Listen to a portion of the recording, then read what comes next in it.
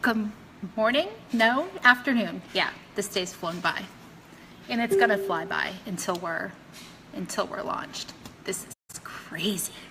So many things I got ironed out today and so much good stuff. I'm thrilled. I'm absolutely thrilled. So, what's up today?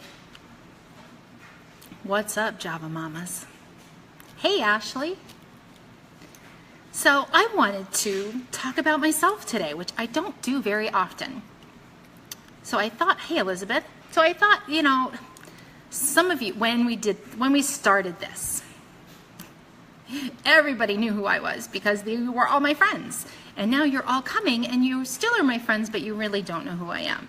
So I'm going to tell you who I am.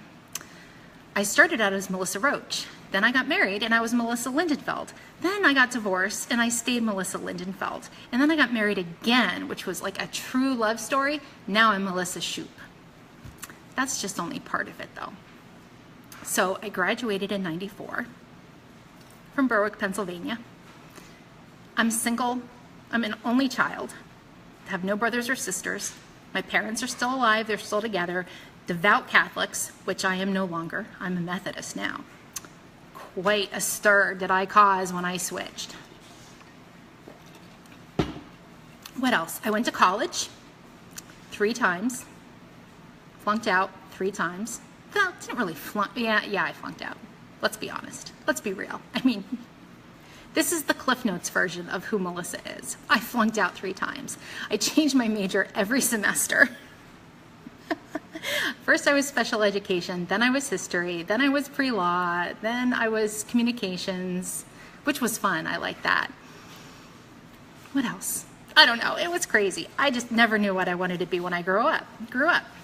So then I quit college and moved out on my own, and I loved that. I had so much fun. I was a bank teller, and I worked at a pizza shop, and I worked security at a Hills department store. That was fun too.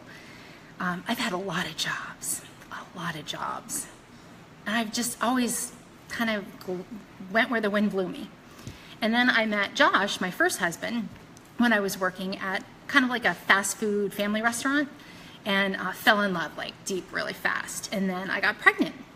And we were only together like 4 months, so we just decided to get married. And we got married and we bought a house and we lived in this town in Bloomsburg. And then we had 2 kids, Cassie and Alex. And then on Alex's first birthday, Josh left. So it was just me and the kids. And we had a really ugly, messy divorce custody thing going on. Oh yeah, Hills. So then we got through that and everything, I ended up being okay. Everything was fine. And then, but I swore off men forever because men were just the devil. And then finally, oh, did ya? Small world. So then I met Barry through eHarmony because I was like finally ready to just date again. It had been like 10 or 12 years since I had dated, so I decided to date. So I went on eHarmony and paid the big price and did a 3-month kit or whatever, and I met Barry, and he worked at the hospital I was working at, and we met, and I just thought he was the best. But we only were together on weekends. So every weekend we'd hang out with my kids, and then the opposite weekend it would just be me and him. And we were together for 3 years, but we were only a weekend couple. But I still thought he was the cat's pajamas, And then I got pregnant, which we didn't think would ever happen. I didn't think I could, and he didn't think he could. So that was a shock. And then he broke up with me, and I was only a month or 2 pregnant. And he left. So then I really hated men, totally. So I went through my whole pregnancy alone. He barely talked or even had any communication. He ended up getting together with someone, and that was good. I was happy for him, but I was still very angry with him. And then I had Cammie in August. At that point, I was a secretary at a high school, or elementary school. I was a secretary at an elementary school. Loved my job, loved my coworkers, loved everything about it. It was at Bloom Memorial Elementary. So then I had Cammie, and then in December, I was there for 2 or 3 years.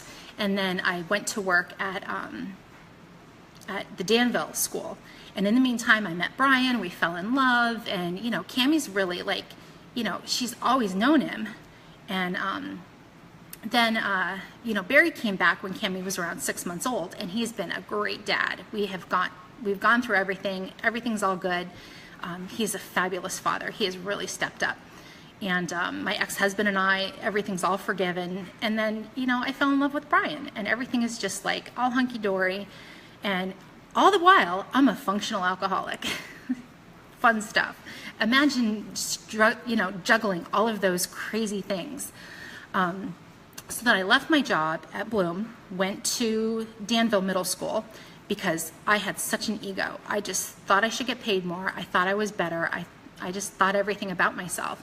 And then I went to Danville, and that was a big reality check because when I was at Bloom, I could like do whatever I wanted. He did. He's a great dad, and we get along famously now. And I went to Danville, and I was smacked into reality. And so much so that I left after 3 months because I couldn't, I mean, I quit. I quit on the spot one day. Oh, thanks. Yeah, functional alcoholic. Not anymore. We're getting there. So then, all the while, so then I left Danville and I came home, and, you know, Brian has 3 kids. I have 3 kids, and he's got 2 kids from a previous marriage. His wife had passed away. And so, you know, between us we have 8, and then he has 3 grandkids. And I was like, oh, I'll just be home. Then I can drink more, and I can do whatever I want, and no one's gonna know, and no one's gonna care. Well, I literally went from functioning alcoholic to 0 function in 3 months. Flat, even less than that. It was awful. So then about 4 months after that, I went into rehab. And I cleaned up, and it's been 2.5 years since I've been clean and sober. But in the middle of all of that, I found direct sales. And I'm like loving it. It was amazing. So I started with Usborne, and then I started kidnapping companies. And I don't know if you know what kidnapping is, but it's buying the kit just for the discount. Thank you, Kimberly. I am too. So then I started like kidnapping all these different companies because of the value, because I wanted the discount and I liked the kit that you got. So like I'm Origami Owl, I'm doTERRA, I'm Unique, I'm like all of these different things, you know? But I'm totally addicted to direct sales. I will not fib at all because I will kidnap everything because I love everything. I am a shopaholic. I've transferred my addiction to alcohol and wine into my love of shopping. Oh, cool, Jamie. Well, that's why I'm sharing, because someone asked me who I was today, and I was like, you know, you probably don't know who I am, and you need to know who I am because you're paying $5 to $105 to buy into this thing that I'm selling, and who the hell is Melissa to say this is going to work or not? So you need to know who I am. This is who I am. This is the real me. There are no lies here. So I fell in love with Usborne. It's all over the place. I know it's a mess, just like my brain is today. Fell in love with Usborne, was with the company about 1.5 years, and then I met LuLaRoe. Well, whoa, move over Usborne, LuLaRoe is in town. I literally spent probably $800 or $900 the first 2 weeks of my love of LuLaRoe. And then in October, Brian was like, well, why don't you just sell? I'm like, okay.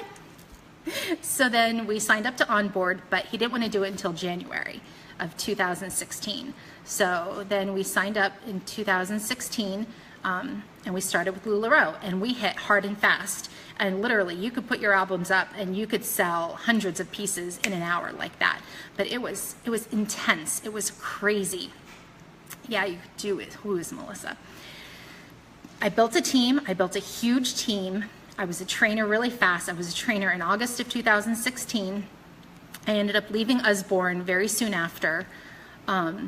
Still love the books, still love the company, still have my friends. And you know, knee deep, neck deep in LuLaRoe. Lived it, breathed it, never left my office, never left anything, only ever did LuLaRoe, hooked to my phone. And then, you know, March, April this year, it started to really die down, and it was hard to keep a balance of family and life. Still kidnapping, still shopping like crazy, and that will never stop. But, and then, you know, the culture that I've longed for, that I thought I had with LuLaRoe, really started to fade. And the things that I had built also started fading because my team was going down and down and down. And through, I mean, it's just, that's the cycle of direct sales. Direct sales is the cycle. It's about a year to a year and a half that you're with a company and you either quit for whatever reason. You've either met your goals or you found something else, like the pretty shiny object syndrome. There's something else that catches your eye that you want to do instead. Or you've met your goals and you've moved on, or things have changed in your life. Family, friends, time, finances. Oh, Norwex, they had that one deal last year. Holy crap, I still buy for myself. I love Norwex, no lie. See, this is how my brain thinks, holy crap. So then LuLaRoe started dying down. And it's, like I said, it's the cycle of direct sales. And I see it in myself. And I'm like, but there's got to be more. So I've just like longed for more since March. And I've been like searching. And I just haven't been able to find it. And then this kind of came along. And then I found it. And then we created it. And then I was like, damn, that's it. We've hit it. So whether you stay with us a week, a month, a year, 10 years, I don't care. You're still a part of the family. That's why I made it so easy to stay, because I want you to stay. I want you to feel like you belong to something. And I don't want to make it hard because I'm a consultant through and through. I'm not business. Someone asked if I was a business person. Well, yeah, I ran my LuLaRoe business. I run a business. We also have a technology company. I know how to run a business. We have a corporation, like it's a bona fide corporation. I filled out the paperwork and applied to be a part of the Direct Sales Association, put the check in the mail, and it's gone. Like, so we're in the queue. We have a 2-year waiting period, so they review us for 2 years. So now Java Mama is in waiting to be in the Direct Sales Association. So that's a pretty big deal. I'm doing everything by the book, so we're legitimate. I'm not just some scam weird person who is like, give me your money. I believe in what I'm doing. And if someone is questioning or wondering, if it's not worth $5 for them to find out, then it's not. It's okay. I am who I am, and I won't make apologies for my past or even my future possible mistakes. But just know that it's with a true heart, and I only want to do what's best because I'm a consultant. I am you. That's why the bonus plan is the way it is. It's simple, but it's also levels. It's 3 levels deep, but then you also have to hit a certain level within that to maintain, because you don't just want to be on the ground floor of a company and earn your check for only that reason. I think that's unfair. So if someone comes in 5 years from now, I want them to still be able to hit those marks and to be a roaster. Even if they're in 5 years from now, they should still have the same opportunity that you all have here today. So that's who I am. So if anyone asks you who I am, tag them in this. They'll get more than they have bargained for. So yes, I've been in business. We've had businesses. They've made money. They've not ever folded or been bankrupt. But I just do what I think is right, and that's what I'm doing right now. I saw a need, and I created it. And that's what I'm doing. I could have just, like, September 1st or the end of August, when things were changing, I could have just walked away, but I created this instead because I wanted to be, because I could. I want to be that person, and I'm able to be that person, so why not? That's kind of always my, hey, Lindsay, I forgot you were in here. See, now I'm embarrassed. I don't do things to impress people. I do them because it's the right thing to do. All right? So this is going to be pretty damn epic. We have like 847 people. My goal was 1,000 at launch, so I think we're good. BHAG. You have to look at what a BHAG goal is. Big, hairy, audacious goal. All right? So what's yours?